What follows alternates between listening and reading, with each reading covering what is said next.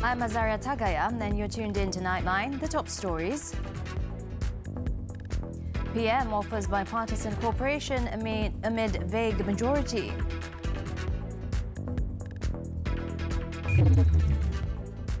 And economy expanded 16.1% into Q2 above forecast.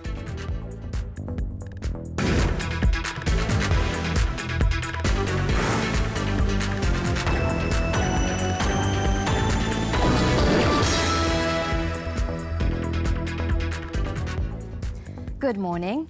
In a bid to keep his administration intact, Muhyiddin proposed a framework for bipartisan political cooperation.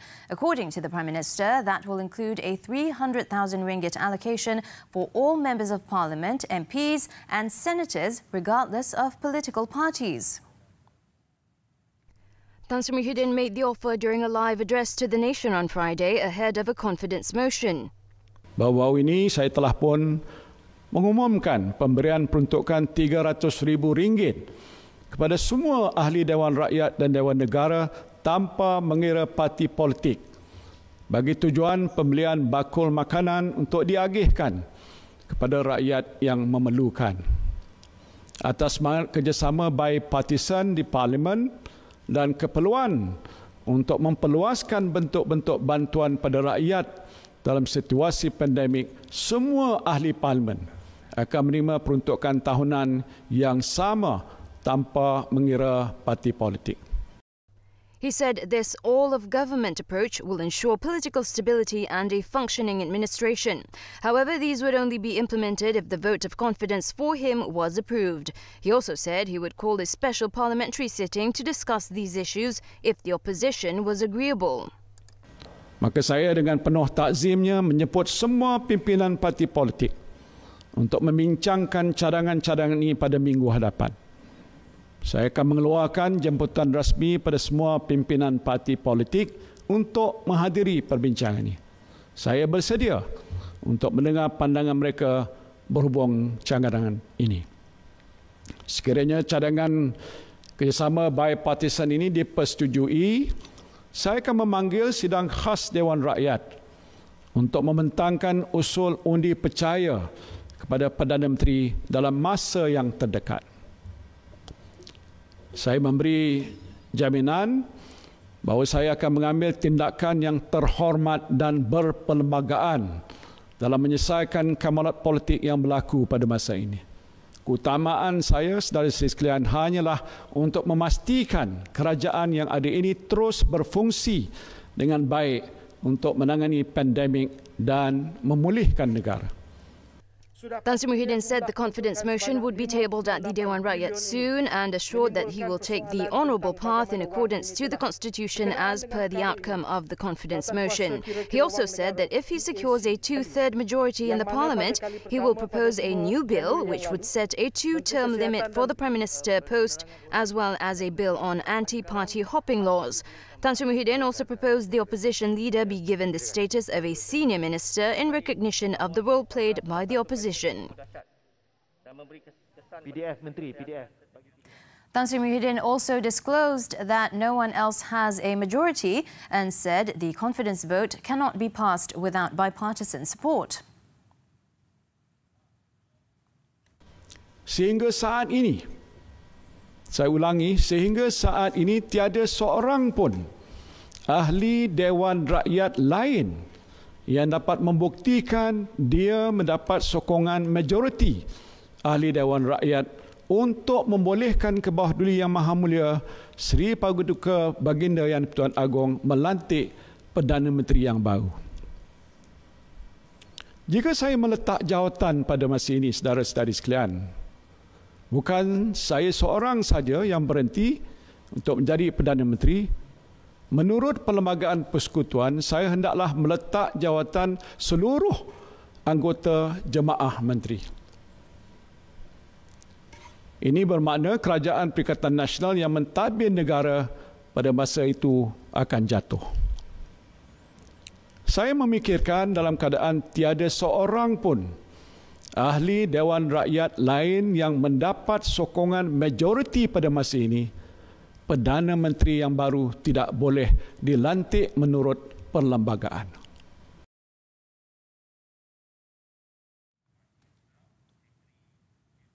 And at the end of the Prime Minister's 23-minute national address, one may think, how practical is Tan Sri Muhyiddin's proposal?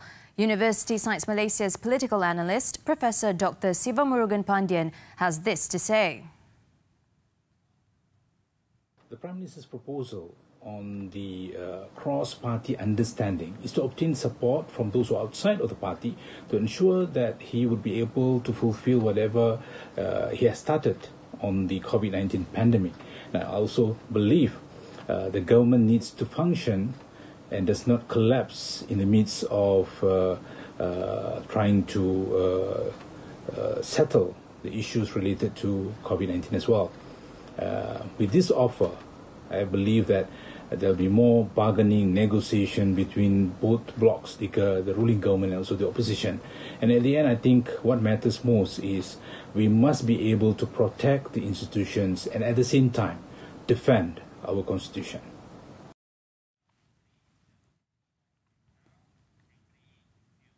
Malaysia's economy surged 16.1% in the second quarter of this year after 4 consecutive quarters of contraction.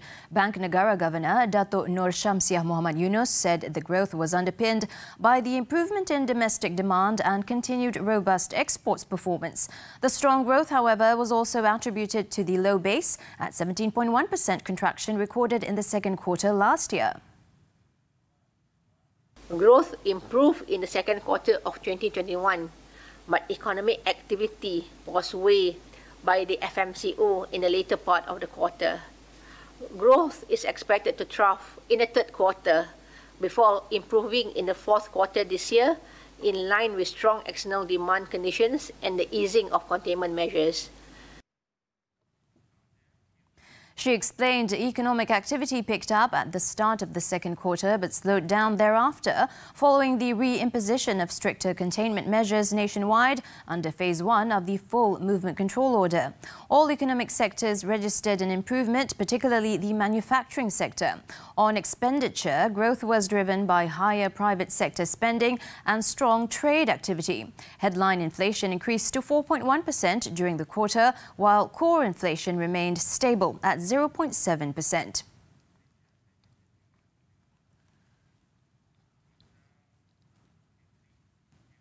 Meanwhile, the governor said Malaysia's GDP growth for 2021 is now projected to be between 3 and 4%, revised downward from an earlier projection of between 6 and 7%. The revised growth target is largely due to the re-imposition of the nationwide COVID-19 containment measures following the spike in infection rate. However, the near-term growth outlook is highly dependent on COVID-19 risk factors. Having said that, going into 2022, growth recovery is projected to accelerate, supported by a normalization in economic activity amid a high vaccination rate and continued improvement in external demand. She also said the growth trajectory will depend on the ability to contain the epidemic and materialization of health outcomes from the nationwide vaccination program. This will allow economic sectors to gradually reopen and provide some lift to household and business sentiments. Many analysts have previously said that Malaysia's economy will not start to pick up until the first quarter of 2022 and will not recover to pre-crisis levels until the first quarter of 2024. Now, what does it take to facilitate economic recovery? Given that the economic activities is still soft, we shall expect the economic policies, be it from the monetary policy, be it from the fiscal authorities, it will continue to remain supportive. It will continue to remain expansionary in order to facilitate the economic recovery. That essentially would mean, in terms of the overnight policy rates, OPR will continue to remain low, at least in the immediate terms. While there is concern over inflation, but inflation pressures at the moment is seen to be transitory, and it should normalize as we proceed through the year. And this should allow this accommodative monetary policy to remain, can be sustained at the moment.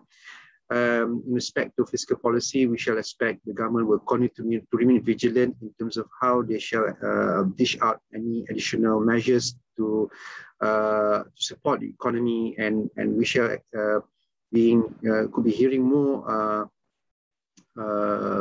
financial assistance, stimulus measures, stimulus packages that we announce as we proceed throughout the year in 2021. So in a nutshell, economic policies, taking into account the economic uncertainties and softness in terms of the economic activities, it will continue to remain supportive to allow a more sustainable economic recovery going forward. And with the large revision of 2021's GDP from between 6% and 7.5% to between 3% and 4%, what the nation needs to focus on now, according to Dr. Afzal, is the pace of reopening the economy. The extent of economic uncertainties, especially in regards to the spread of the Delta variant and how it can have an impact in terms of economic activities, warrant for such large revision in terms of GDP growth for this year. Nonetheless, we have seen some good traction in respect to the vaccination program, and this holds the key for a sustainable economic recovery, because what we need at the moment is the pace of the reopening of the economy. The sooner the economy can be reopened, then the quicker the economic rebound that we can expect. However, this will be predicated by the extent of vaccination program and also the emergence of new variants. However, we are quite hopeful that the vaccination program, which has actually going on quite well, therefore, we should be on track, the country should be on track to achieve the so-called herd immunity that could allow us to reopen the economy in a more sustainable manner. According to Bank Islam Chief Economist Dr. Afzal Nizam Abdul Rashid, the GDP figure for the second quarter of this year is reflective of the nation's economic activities in view of some of the restrictions in the various sectors, which is still very much in place. The second quarter GDP came in at 16.1% year-on-year. This is pretty much within our expectations, and this is also primarily being contributed by the low base factor recorded in the second quarter last year. However, if you were to compare the GDP level in the second quarter 2019, it should give us a contraction of 3.9%. So essentially, that would mean the economic activities are still soft and it is being subjected to the restrictive human mobility. In other news, the Kuala Lumpur International Airport and the Langkawi International Airport were named as the world's #1 airports for the second quarter of 2021 by Airports Council International (ACI). Malaysia Airports Holdings Berhad (MAHB) said both airports achieved a perfect score of 5.0 over 5.0 in ACI's latest Global Airport Service Quality Survey, benchmarking the world's best airports in terms of facilities and service standards. Group Chief Executive Officer Datuk Muhammad Shukri Muhammad Saleh said the encouraging results were a testament to MAHB's efforts in continuously maintaining services and implementing safety measures while preparing for travel resumption. Four dead as serviceman runs amok and opens fire at Air Force Base. Details when we return. RCEP, the world's biggest trade agreement. How can it facilitate recovery and realignment in the Asia-Pacific region? COVID-19 vaccine diplomacy. How will its outreach by regional powers impact other countries? This week, Money Matters speaks to the Institute of Strategic and International Studies. Join me, Herzal Hazri, the CEO of ISIS Malaysia, this Saturday at 5 p.m. only on TV3.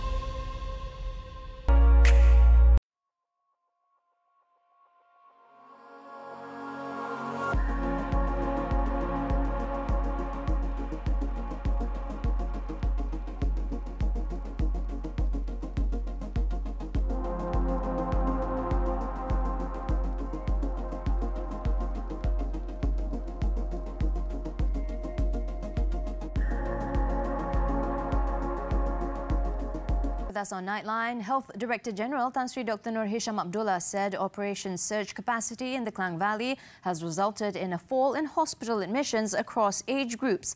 In a press conference on Friday, he said that this observation applied to those aged 20 to 39, 40 to 59 and 60 to 79. Tan Sri Dr. Nur Hisham said this shows that the effectiveness of vaccination has managed to decrease hospital admissions and the use of ICU beds. He also said that COVID-19 patients in Category 3, 4 and 5 have gone down in states which have vaccinated more people. Tan Sri Dr. Nur Hisham said the reduction has been observed in Labuan, Sarawak, Negeri Sembilan, Kuala Lumpur and Putrajaya, where at least 40% of the state's adult population have been vaccinated. Wilayah Persekutuan Labuan, vaksinasi yang lengkap ialah 63.4%, Sarawak 55.7%, Negeri Sembilan 40.1% dan wilayah Persekutuan Kuala Lumpur 78.3% dan Putrajaya 69.3%. Manakala negeri-negeri lain belum menunjukkan tren penurunan kes kemasukan kategori 3 hingga 5 ke hospital maupun iaitu kemasukan ke ICU kerana peratusan liputan dos lengkap masih kurang daripada 50%. Tan Sri Dr. Nur Hisham added that the number of hospitalizations and ICU admissions has not gone down in other states where the vaccination rate is lower. Earlier, Tan Sri Dr. Nur Hisham said Malaysia will begin vaccinating teenagers from mid-September. However, he added the implementation of this plan depends on the availability of vaccine supply. Tan Sri Dr. Nur Hisham, in a circular dated August 12th, said this will involve those aged 12 to 15 who have comorbidities and those aged 16 to 17 with or without health conditions. He added that only 3 categories of vaccine recipients with certain medical conditions must undergo a pre-vaccination assessment. They include individuals with a history of severe allergy to vaccines in the past, severe allergy to medicines or with other unknown allergies, immunocompromised individuals due to certain diseases or treatments, and individuals who undergo anticoagulant treatment or those with bleeding tendencies. Tan Sri Dr. Nur Hisham said individuals identified with health risks during the pre-vaccination assessment will get their jabs at a hospital or medical institute so they can receive treatment immediately if necessary. Besides individuals who undergo pre-vaccination assessments, the Health Director General said patients undergoing long-term treatment at hospitals and other individuals identified by doctors will also be inoculated at hospitals and medical institutes. Meanwhile, the National Immunization Programme Coordinating Minister, Khairi Jamaluddin, in a tweet on Friday said that the COVID-19 Vaccine Supply Access Guarantee Special Committee will announce the guidelines for vaccinating adolescents next week, as per Tan Sri Dr. Nur Hisham's circular. The suspect in the shooting incident at the Kota Samarahan Royal Malaysian Air Force RMAF base is said to have asked his colleagues whether they wanted to live or die before opening fire. In the incident on Friday morning, the suspect, who is also an Air Force man, shot and killed 3 of his colleagues before turning the gun on himself. According to an initial report, the suspect with the rank of corporal arrived at the guardhouse at 7:15 a.m. on Friday and picked up a firearm which was kept in a safe. Another personnel with the rank of corporal who witnessed his actions tried to stop the suspect from acting rash. The suspect allegedly asked, "Do you want to live or die?" before shooting him in the abdomen. After shooting the corporal, the suspect then went inside a room where he shot another personnel member in the chest. The suspect then shot another colleague who was also in the same room in the back. Following this, the suspect then shot himself dead. Deputy Police Commissioner Mancha Atta said medical forensics teams from the police and the Sarawak General Hospital have collected DNA samples from the scene as well as the firearm that was used in the incident. Authorities have also gone through the security footage and have called in witnesses for further investigation. It is learned that the suspect, who is from Lundu, had served at the Kuantan Air Base in Pahang and was undergoing COVID-19 quarantine. Sarawak Police Police Commissioner ID Ismail said police were still investigating the case, adding that the motive for the shooting was still unknown and it was understood that the suspect had no problems with his colleagues. It was earlier reported that 5 other personnel who were at the guardhouse managed to flee to safety. Still to come on Nightline, child among 6 people killed in mass shooting.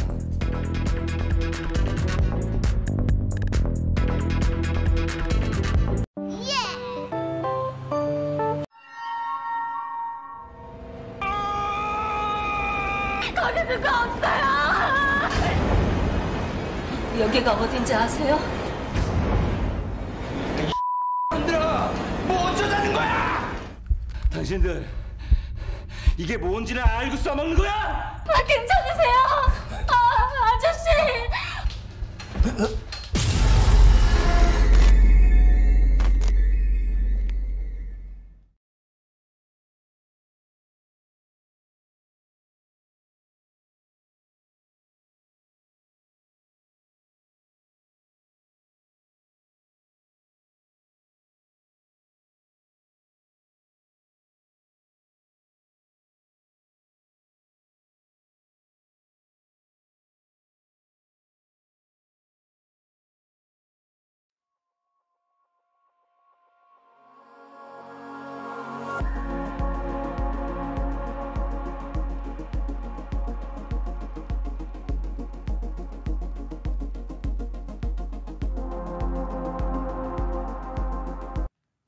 Welcome back. Emergency workers battled to relieve flood-hit areas of Turkey's Black Sea region on Friday as the death toll rose to 28 in the second natural disaster to strike the country this month. The floods, among the worst Turkey has experienced, brought chaos to northern provinces just as authorities were declaring wildfires that raged through the southern coastal regions for 2 weeks had been brought under control.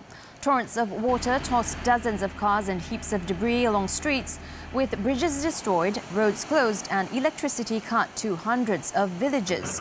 According to authorities, 25 people died as a result of floods in Kastamonu and another 3 people died in Sinop.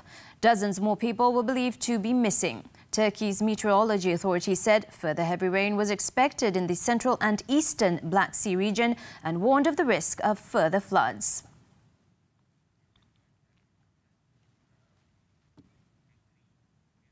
Taliban fighters tightened their grip on Afghanistan on Friday, wresting control for its second and third biggest cities, while Western embassies prepared to send in troops to help evacuate staff from the capital, Kabul.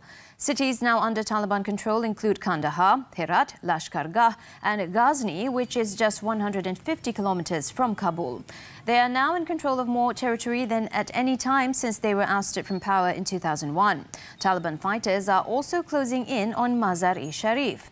Only 3 major cities, including the capital Kabul, remain under government control and 1 is under siege by the Taliban. With both Kandahar and Lashkargah, the capital of Helmand province, in their hands, the Taliban now effectively control southern Afghanistan.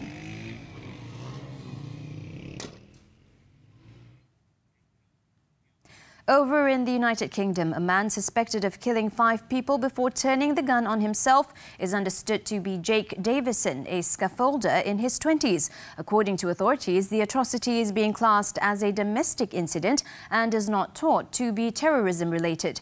It has been revealed that the gunman had a firearms license and used a pump-action shotgun in the shooting spree.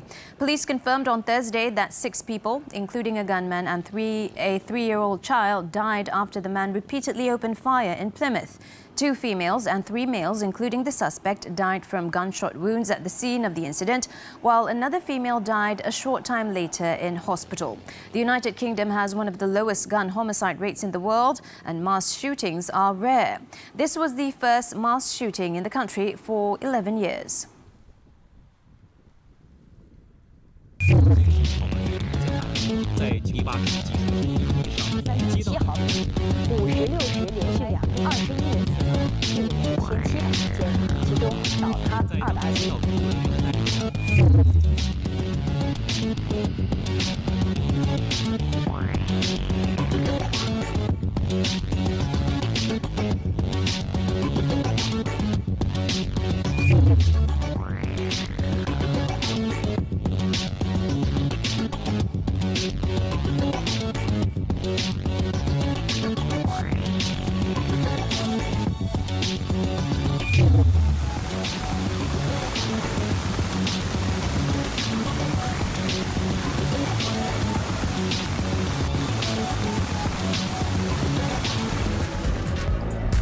action from the Super League. Sports coming up next.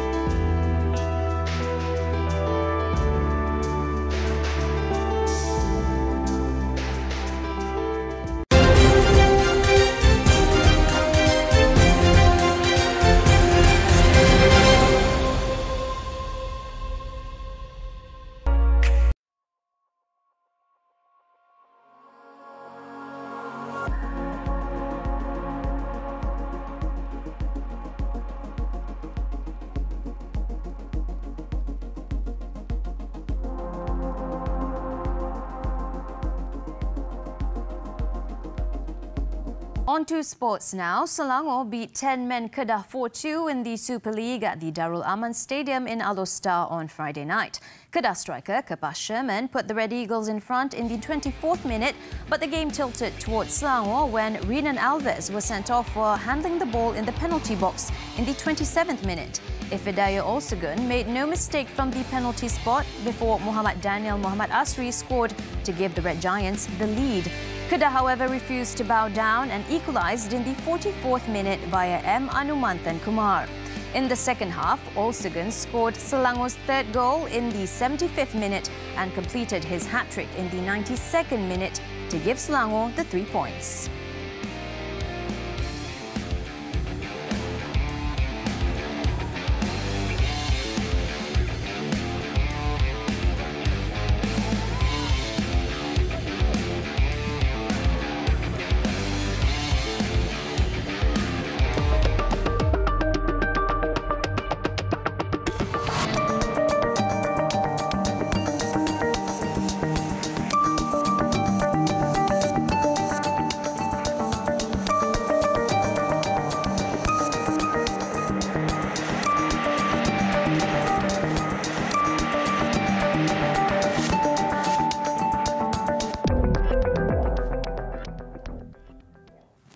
That's it for Nightline this time around. Before we leave, let's take a look at this stunning 4K time-lapse filmed from the Swiss Alps, capturing the Perseid meteor shower in all its glory. With that, I'm Azaria Tagaya. Thank you for watching. Stay safe.